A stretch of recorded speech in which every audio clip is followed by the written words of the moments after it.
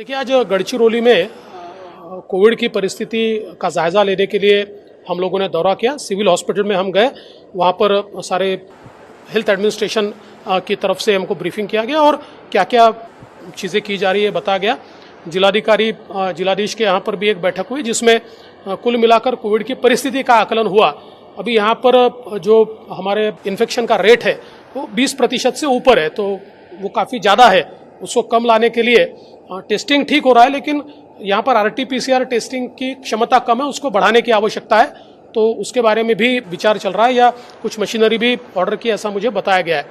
यहाँ पर सबसे बड़ा चैलेंज वैक्सीनेशन है, क्योंकि वैक्सीनेशन जो ट्राइबल एरिया है, जो आदिवासी इलाका है, वहाँ पर कुछ लोगों के मन में ऐसे अंधविश्वास है कि ये वैक्सीन लेने के बाद हम इन्फेक्ट होंगे, या कुछ लोग जानबूझकर वहाँ ये फैलाते हैं कि वैक्सीन लेने से आप मर जाओगे।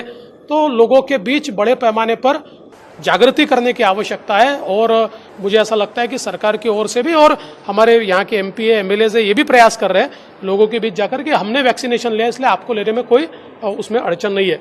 एक और चीज़ मुझे लगता है कि केंद्र सरकार ने जो आकांक्षी जिले जो तय किए उसमें गढ़चिरौली भी आता है और विशेष रूप से ऐसे जिलों में मेडिकल कॉलेज होना चाहिए।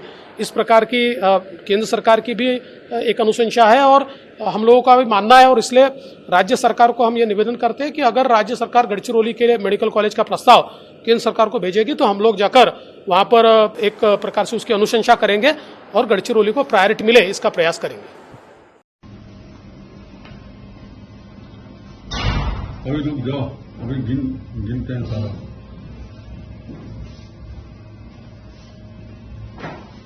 ये रेस्टोरेंट खोला है, ये तो होर्डिंग बना रखा है यहाँ तो।